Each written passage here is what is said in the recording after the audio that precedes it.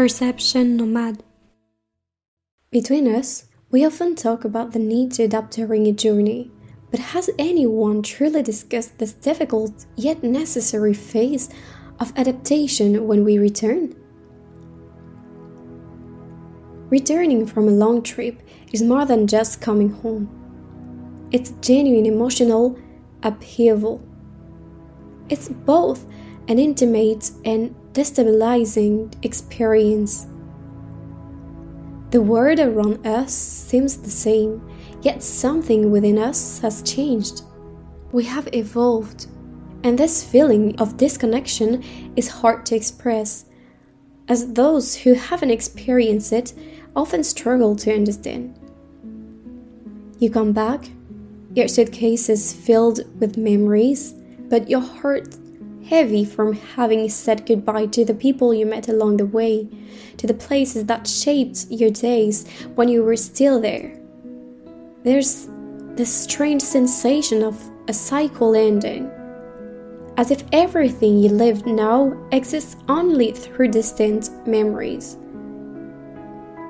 It's as if during this time we have evolved at a different pace, and this contrast with our surroundings, which hasn't changed from where we were before, creates a feeling of going backward. We find ourselves having to reintegrate habits that, for a time, were ours but now seem almost foreign or not aligned with our new values anymore. For me, the return brought a sense of sadness. I felt lonely, isolated in my thoughts, as if a part of me had remained there, or rather in a state of limbo. Returning also means facing this solitude, the feeling that your surroundings, no matter how well-meaning, cannot fully understand what you have experienced. You are there physically, but your mind is still elsewhere.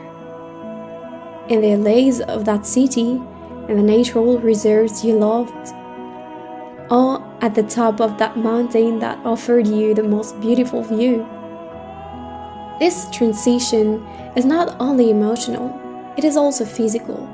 We have to relearn how to live in a space that was once our daily life.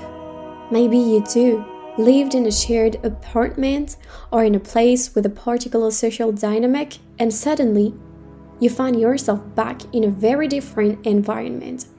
Those little details that seemed insignificant before, the space, the routine, the people, are now obstacles that overcome.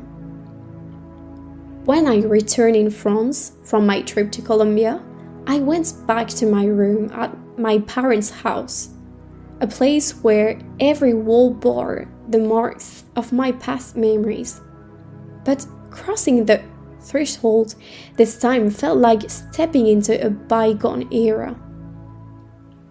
Each piece of furniture, each object seemed frozen in time. Very quickly, an urgent need to change everything imposed itself. The clothes piled up in the closet seemed like an excess, far too many for someone who had learned to be content with the essentials. I felt suffocated by all these old memories, so much that I ended up living with only the things I had brought back in my suitcase, without even unpacking them, and this went on for a little over a month. Me, who likes everything to be tidy and well organized. While traveling, I had discovered a new form of lightness, of simplicity, and even returning here, everything seemed too much, too cluttered, excessively burdened with the past. So I sorted, gave away, and emptied. I needed space, not only around me but also in my head. Even the walls told me a story I no longer wanted to hear. I had to bring life back to this place, to transform it into a space where I could finally breathe, aligned with the person I had become.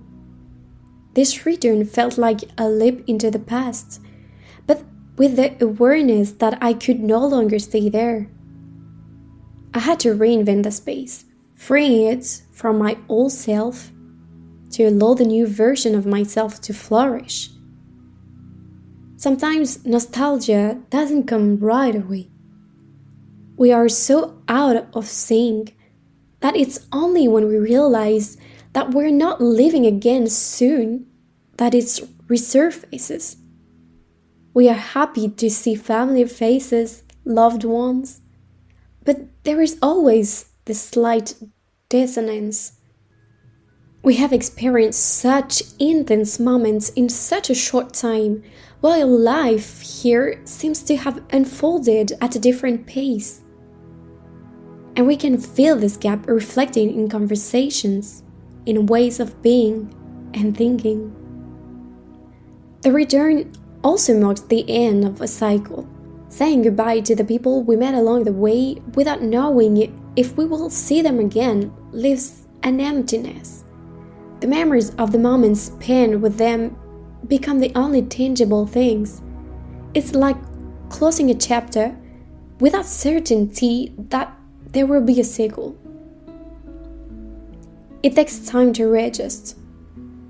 Sometimes, and this was my case, it's not even the house that poses the problem, but the fact of returning to habits that no longer fit me.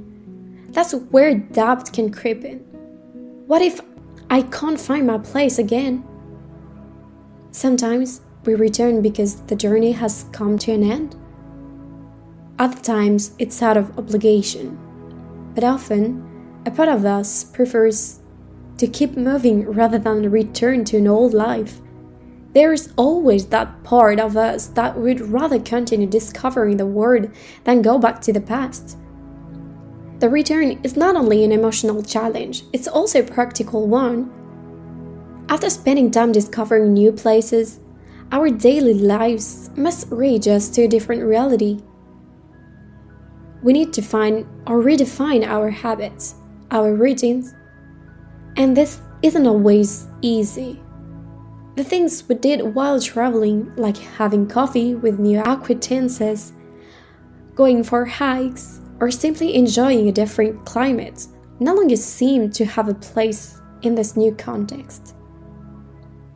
During my trip, I had gotten used to spending time outdoors, going grocery shopping on foot without needing a car, and doing it on Sundays, walking through landscapes I had never seen before.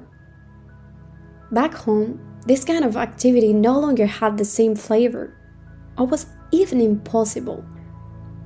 Routine seemed to take over again, and the people I shared those moments with were no longer there. It took time for me to find a balance again. If you're experiencing the same thing today, don't worry. Coming back doesn't mean you've lost the adventure or that you can no longer have intense experiences. You have evolved. You have learned to know yourself in a new way. You know now who your true friends are. Those who supported you even from a distance. Those you can truly count on. And if you're struggling to get out of this phase, I want to say to you another thing. Don't be afraid, because you have overcome the uncertainties of travel. You have experienced unforgettable moments, and now you are ready for this new stage.